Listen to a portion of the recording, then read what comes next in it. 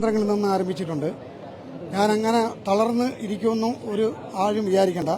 അതുകൊണ്ടാണ് ഞാൻ ഇത് ഒരു തീരുമാനമെടുക്കാൻ ഇന്ന് ഇവിടെ വരാൻ കഴിഞ്ഞത്.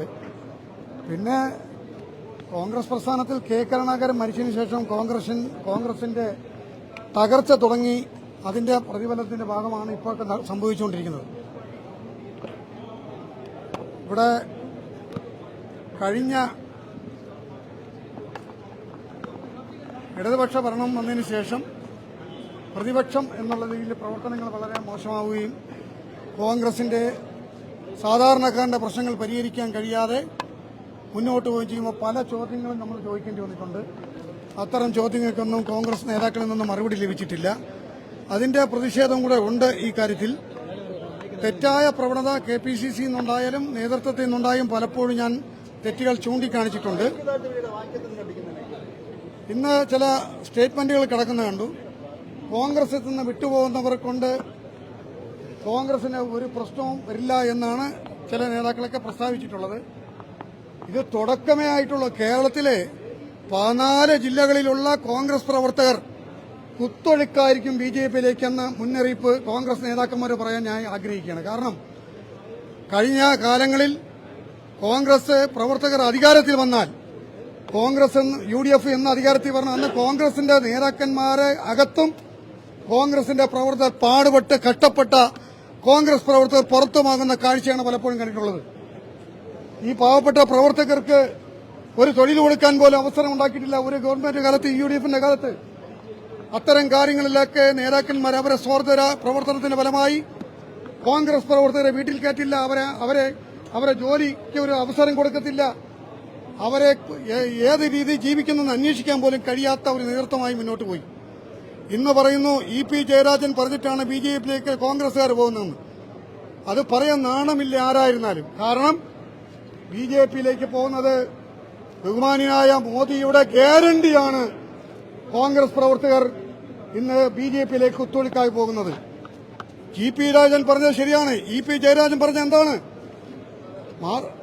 BJPയുടെയും CPMന്റെ സ്ഥാനാർത്ഥികൾ മികച്ചതാണെന്ന് അദ്ദേഹം പറയുമ്പോൾ അദ്ദേഹം BJP സ്ഥാനാർത്ഥികൾ മികച്ചതാണെന്ന് പറയേണ്ടി വന്നത് കോൺഗ്രസ് സ്ഥാനാർത്ഥികൾ മോശമായതുകൊണ്ടല്ലേ?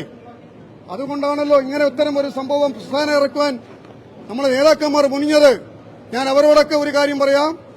കേരളത്തിലെ എല്ലാ കാലത്തും കെട്ടിത്തൂങ്ങി നിൽക്കുന്ന, ഒരു കാലത്തും അസംബ്ലിയും പാർലമെന്റ് സീറ്റ് കിട്ടിയാൽ മരണം വരെ കെട്ടിപ്പിടിച്ചു നിൽക്കുന്നവർക്ക് കൊടുക്കുന്ന താക്കീതായിരിക്കും ഇത്തരത്തെ പാർലമെന്റ് തെരഞ്ഞെടുപ്പ്. ശക്തമായി തന്നെ BJPയുടെ മുന്നേറ്റം കേരളത്തിൽ ഉണ്ടാകും. അത് ബഹുമാനിയായ മോദിജിയുടെ ഗ്യാരണ്ടിയും ഇന്ത്യയിൽ നടക്കുന്ന വികസന പ്രവർത്തനങ്ങളും സംസ്ഥാന പ്രസിഡന്റ് K സുരേന്ദ്രൻ അദ്ദേഹം നടത്തുന്ന ശക്തമായ പോരാട്ടങ്ങളും ആകർഷിച്ചുകൊണ്ടാണ് BJPയിലേക്ക് കോൺഗ്രസുകാരുടെയും മറ്റു രാഷ്ട്രീയ പാർട്ടികളുടെയും ഒഴുക്കുണ്ടാകുന്നത്. ഇനിയും തിരുവനന്തപുരം ജില്ലയിലും മറ്റു ജില്ലകളിലും കെ കരുണാകരനെ സ്നേഹിക്കുന്ന പ്രവർത്തകരെ കുത്തൊഴുക്ക് BJPയിലും ഉണ്ടാവും. അതിന് ഒരു സംശയമില്ല.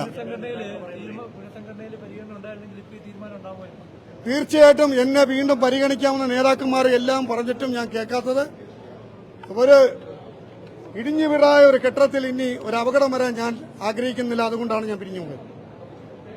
ഞാനത് നേതാക്കന്മാരാരെയും ആക്ഷേപിക്കാനോ അല്ലെങ്കിൽ അവർ പറഞ്ഞ ആളുകളെ പേര് വിളിക്കുവാനോ ഞാൻ ആഗ്രഹിക്കുന്നില്ല. ആ പേസ്റ്റിൽ ഞാൻ പറഞ്ഞിട്ടുണ്ട്, തീർച്ചയായിട്ടും പറഞ്ഞിട്ടുണ്ട്. പറഞ്ഞ കാര്യം പിൻവലിക്കുന്നില്ല. എന്നെ ഇഷ്ടംപോലെ നേതാക്കന്മാർ വിളിച്ചിരുന്നു. ആ നേതാക്കന്മാരെ വിളിച്ചപ്പോഴും ഞാൻ എന്റെ മറുപടി പറഞ്ഞിട്ടുള്ളൂ, തിരിച്ചുപോക്കില്ല. കാരണം അവഗണിക്കപ്പെടുന്ന ഒരു വ്യക്തികളെ കുറിച്ച് തിരിച്ചു വിളിക്കുന്നത് മര്യാദയാണെന്ന് ചിന്തിക്കേണ്ട കോൺഗ്രസ് നേതാക്കളാണ്. പിന്നെ ഞാൻ വേറൊരു കാര്യം കൂടെ പറയട്ടെ. നമ്മുടെ 15 വർഷക്കാലമായി തിരുവനന്തപുരം പാർലമെന്റിൽ നിന്നും മത്സരിച്ച് ജയിച്ചുപോയ ശശി തരൂർ, അദ്ദേഹം 15 വർഷക്കാലം വികസനം ചെയ്തു എന്നാണ് അദ്ദേഹം അവകാശപ്പെടുന്നത്. 15 വർഷമായി അദ്ദേഹം എയറിലാണ്. സാധാരണക്കാരനെ പ്രവർത്തകനെ വീട്ടിൽ കയറ്റത്തില്ല, ഓഫീസിൽ കയറ്റത്തില്ല. അവരെ അവഗണിക്കുക മാത്രമല്ല അപമാനിക്കുക കൂടെ ചെയ്യാണ്. പല ബ്ലോക്ക് പ്രസിഡന്റുമാരെ അവഗണിച്ചു, DCC മാരെ അവഗണിച്ചു, മുൻ MLA മാരെ അവഗണിച്ചു. സാധാരണ പാവപ്പെട്ട പ്രവർത്തകരെ അവഗണിച്ച് വീട്ടിൽ കയറ്റത്തില്ല. ഒരു മത്സ്യത്തൊഴിലാളികൾ കഴിഞ്ഞ 7 മാസക്കാലമായി സമരം ചെയ്തപ്പോൾ ആ തീരദേശത്ത് തിരിഞ്ഞു നോക്കാൻ ശശി തരൂർ എംപിക്ക് കഴിഞ്ഞിട്ടില്ല. അദ്ദേഹം ഒളിവിലായിരുന്നു. ആ പാവങ്ങൾ നിലവിളിച്ചു. ലാറ്റിന്റെ സമുന്നതനായ പിതാവ് സഹായം അഭ്യർത്ഥിച്ചു. യൂജിനച്ചൻ, ബഹുമാന്യനായ യൂജിനച്ചൻ സഹായം അഭ്യർത്ഥിച്ചു. ഈ എംപി തിരിഞ്ഞു നോക്കിയില്ല. അതുമാത്രമല്ല, ഈ സമരത്തെ പുച്ഛിക്കുകയും അവഹേളിക്കുകയും ചെയ്ത ഒരു എംപിയാണ് ശശി തരൂർ. അതുകൊണ്ട് തന്നെ മത്സ്യമേഖലയിലുള്ള നമ്മളെ പ്രിയപ്പെട്ട സഹോദരന്മാരും സഹോദരിമാരും ഈ തെരഞ്ഞെടുപ്പിൽ അവരുടെ പ്രതിഷേധം രേഖപ്പെടുത്തുമെന്ന് ഞാൻ വിശ്വസിക്കുന്നു.